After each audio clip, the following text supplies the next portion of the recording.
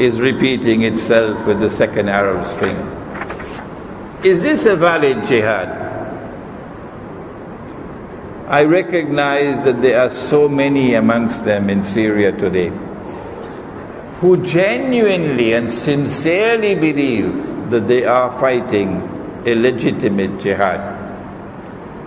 And I have a duty to such people, to explain to them and to do it in a nice way, that no, you are wrong, you are misguided. Hopefully that they will listen to these words. And I'm not the only one who is speaking to them. The Imam of Masjid al-Aqsa in Jerusalem, Sheikh Salahuddin al-Arafa, I think is his name, is speaking eloquently and forcefully on the subject in combating what is coming from Dr. Yusuf al-Qaradawi. If you see with only one eye, then you will be convinced, you will swallow the lie that this is a legitimate jihad. But if you see with two eyes and you're able to penetrate the reality of things, you'll recognize that no, it is not permissible to take $1 million. $1 million, that's what they're offering you, yeah? $1 million to go fight in Syria? Is that the way we fight in jihad? Or do we rather say, give me a horse, and give me a sword, and take care of my wife and my children? You don't have to pay me $1 million to go and fight the jihad. If you pay me $1 million, that's not a jihad, that's a Yankee jihad. And you're listening to me in Syria, and you know that what I'm speaking is the truth. A young woman wrote to me from Tunisia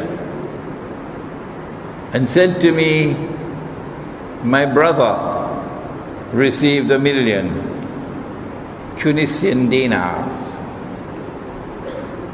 to go and fight in Syria.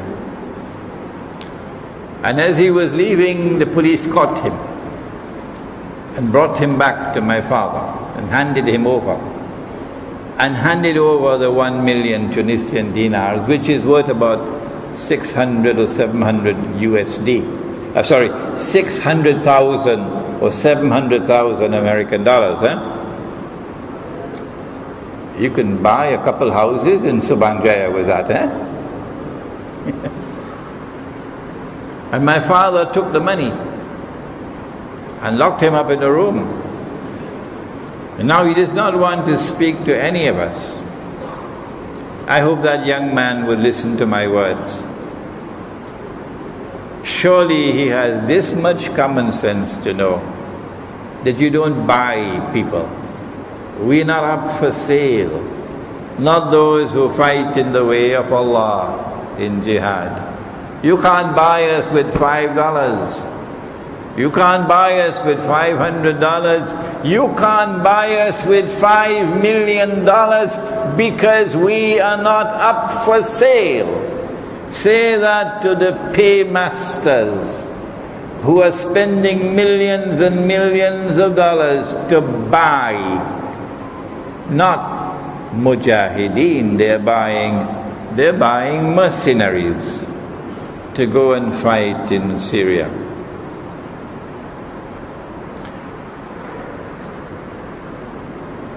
So the young man is now locked up in a room. He doesn't want to talk to anybody. He's only reciting the Quran all the time.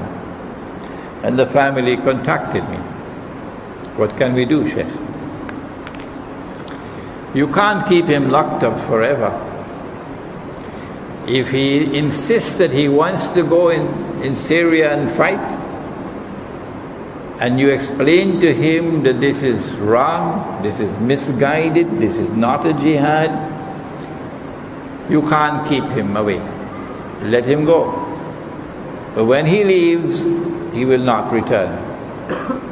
You will not have any links with him after that. He's no longer a member of your family. Saudi Arabia, Libya, Qatar, Turkey are all in the Zionist camp. Is it so difficult for you to understand that? I hope you're listening to me in Syria. Saudi Arabia, Libya, now under Zionist rule, Qatar, Turkey, are all in the Zionist camp.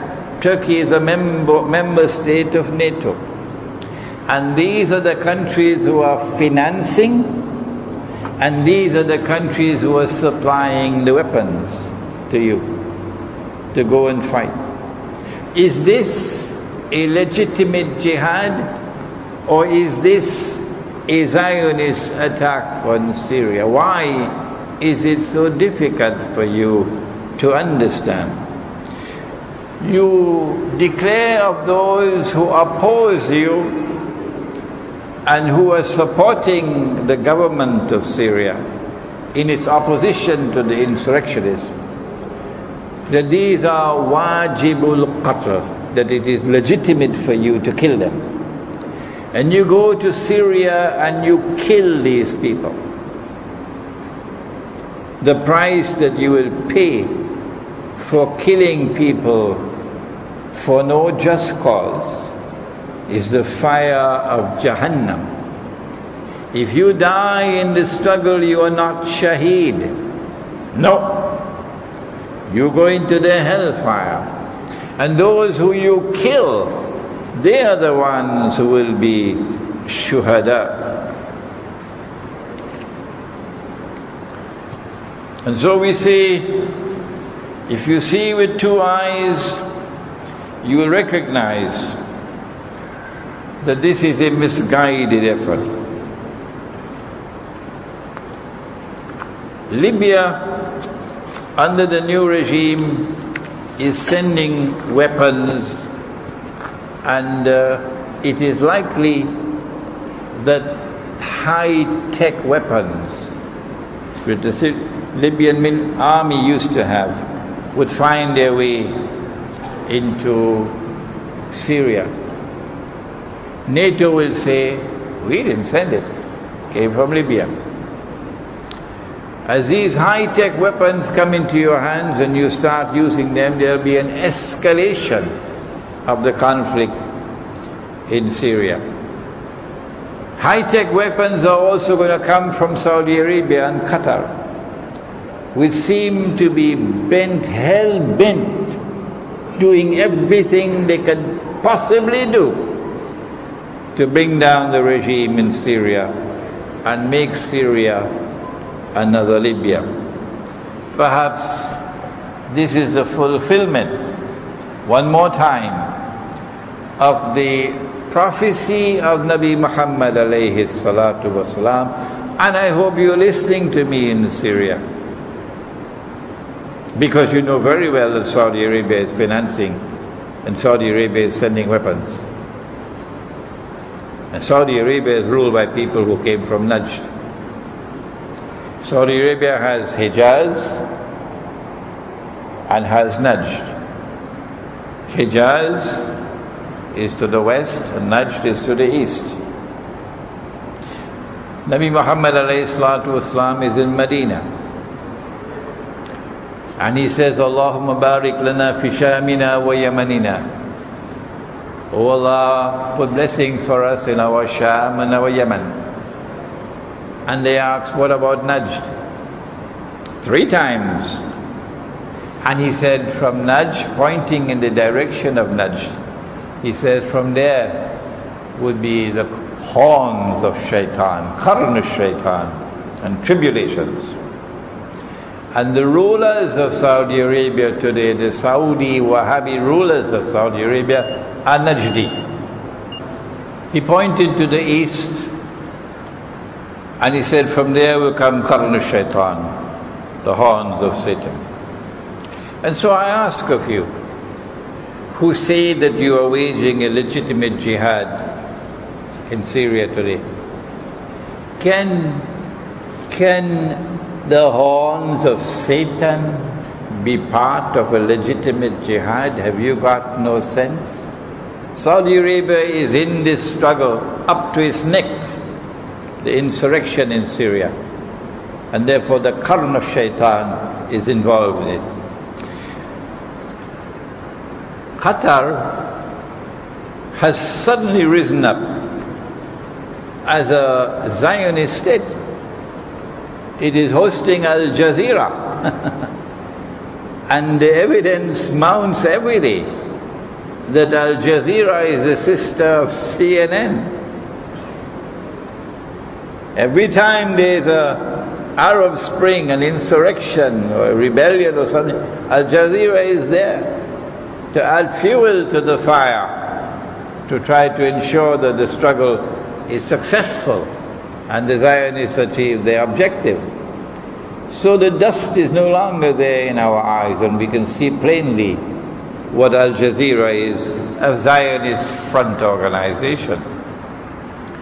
Qatar was chosen, little Qatar, which yesterday was only taking care of sheep and goats and diving in the sea for pearls, is now hosting the 2022 World Cup. That could not have occurred without Zionist support, unless you are blind and you are taking money and you are taking weapons from Qatar, and you want to tell me this is a legitimate jihad? Turkey is a member of NATO,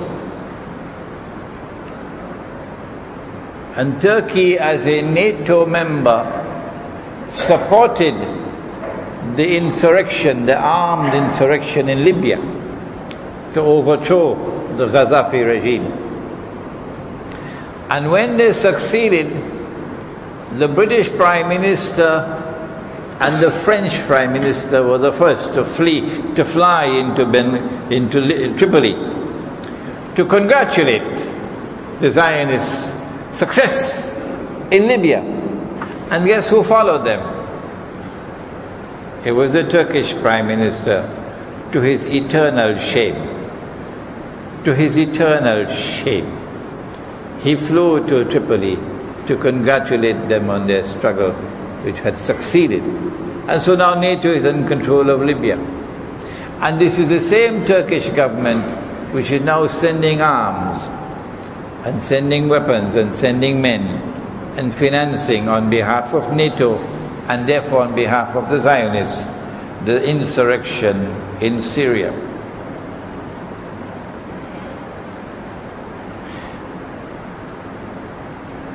Since 1980, in the 1980s, Turkey established a military alliance with Israel.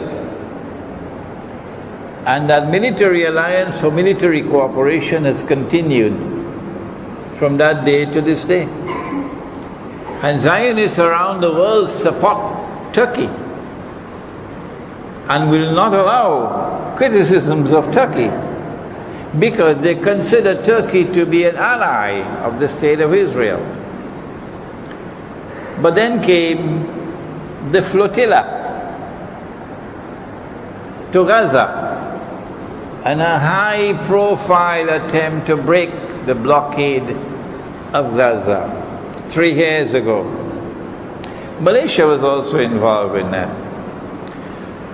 And the Israeli armed forces responded with a brutal attack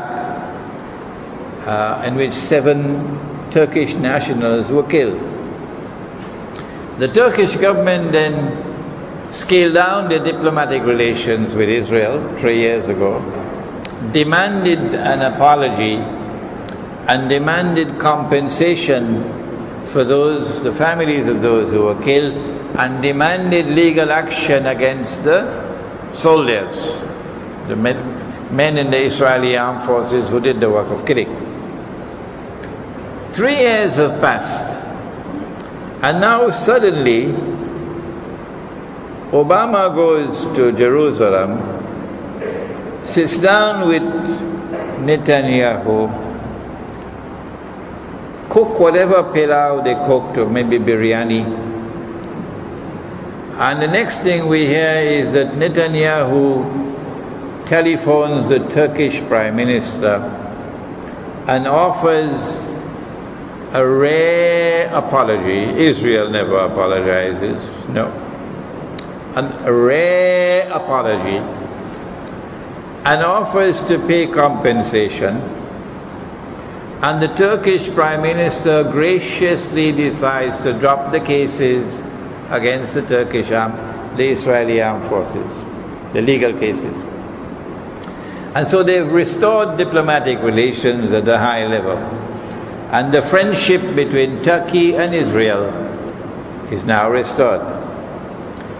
And your jihad, your so-called jihad in Syria, is being supported up to its neck by Turkey, which is in friendly relations with Israel, and which has a military alliance with Israel, and which is a member state of NATO.